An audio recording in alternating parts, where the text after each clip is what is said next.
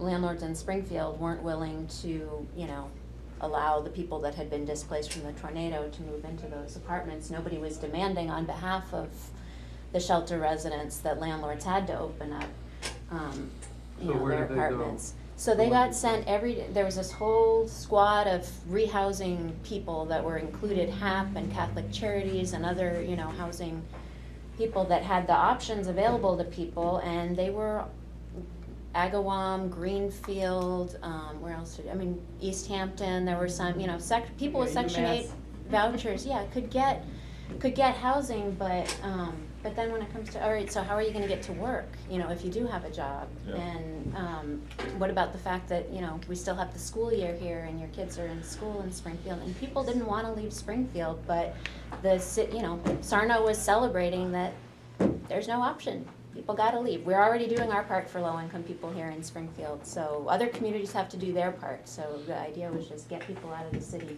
and then that's translated into in the rebuilding process that there's nobody.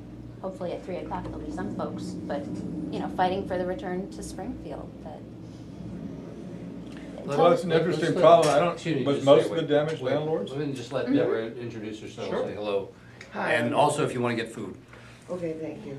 I apologize for being tardy.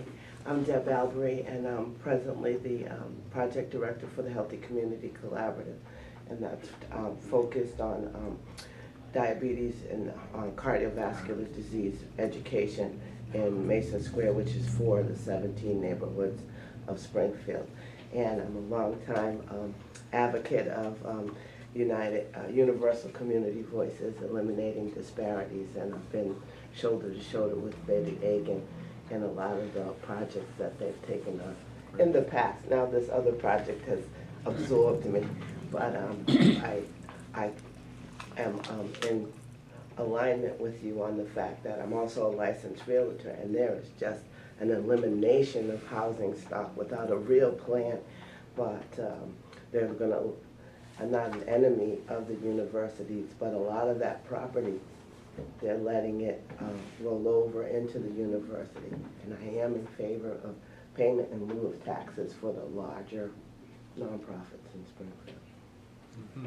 There you go. Well, you're welcome here. So we're allowed the properties damaged, then multi-unit landlord. Yeah, most of them. Yeah. So I don't know, did they have a self-interest to want to rebuild, or were they hoping not to rebuild? Apparently.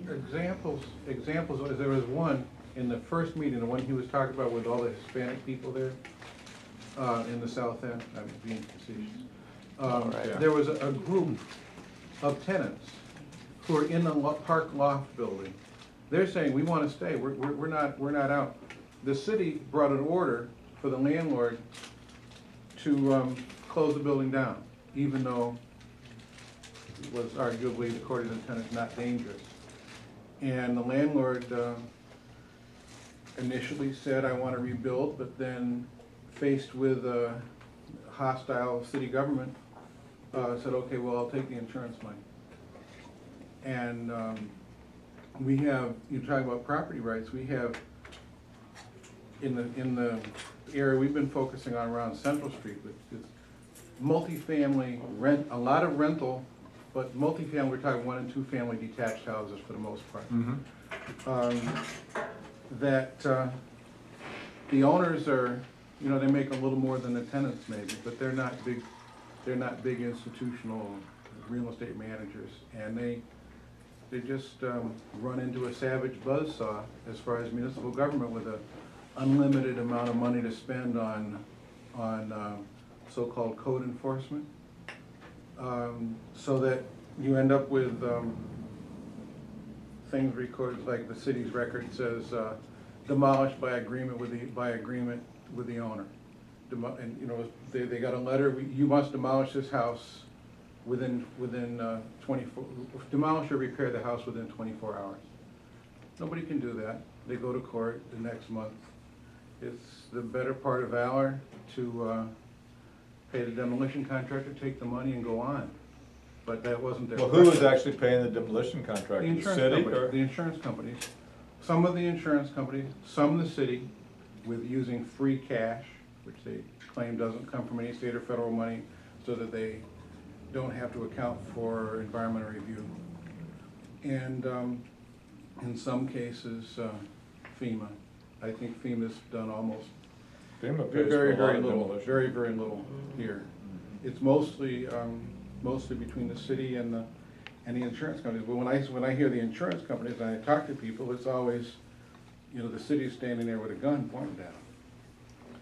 And they're just what Deborah said, their agenda is the same as the agenda that came out of the 50s. You know, urban renewal, it's just like you said, we're gonna make this a better place in the future, or I forget the, Yeah, it's gonna be better than it was Rebuild before, better. as the usual line. Sarno was saying that within 15 minutes after the tornado. And some of the challenges also that disparities still exist. Racism is alive and well in America, unfortunately, because it's institutionalized. It's not in our citizenry, but it's in our institutions. And the what's the part? The East Forest Park area is certainly treated differently than Central. And that's where the homeowners and the white folks that got affected by the tornado White live. homeowners, But the homeowners over there are treated different. Yeah. They're treated different. But also too is that, as you said, the two-family property owners, but the biggest offender is all of that city housing that was wiped out. I don't know how many units was over there Yeah, but on Springfield- Hickory Street and over there. Down Well, Central. There's two multifamily developments that were hit bad. One of them was really, I mean, it wasn't well designed in the first place. Some of it was turned over upside down. I mean, I don't think it was salvageable. But it's just down to the foundation now. Those people are gone wherever they went.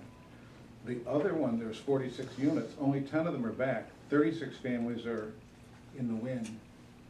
And they literally, you know, as a construction person, I can say, they could have been fixed. You could have some roof shingles and a couple panes of window glass and a can of paint over there. It would have been great. Now they've been open to the weather for a year. And what they're saying is, oh, well, we want to turn it over to Springfield College and rebuild for people. But this is people's equity. Some of these people have been there 25 years with cooperative shares, and that's all being wiped out because they had to work somewhere and they had to live somewhere. And now they're in Orange, Mass, or Greenfield or something. It is a huge fight, and unfortunately, it's one of those things where it's almost sad to say it, whether it's a year later or 10 years later, if it's not engaged almost immediately, and if it doesn't have huge organizational resources and support, you can't win. But, you know, the advantage we had was we did have an organizational infrastructure that had been there prior to the storm that was able to,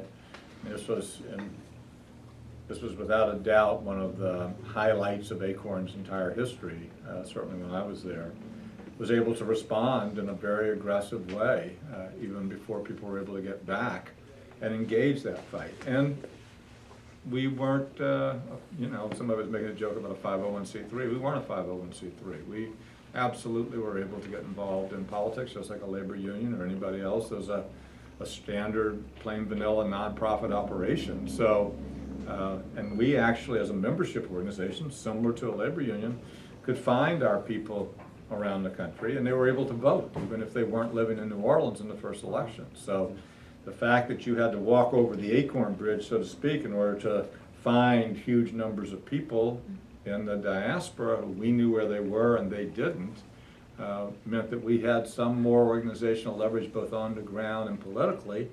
That, I mean, when we had these early conference calls right after the tornado here, we just couldn't kind of get the traction to move forward because the organizational infrastructure, frankly, was too thin. So it didn't really matter what I was saying could have been done, to the degree you don't have boots on the ground and people who can come together to do it. It was, you know, it wasn't helpful. But that was a fight that could have been won and should have been won.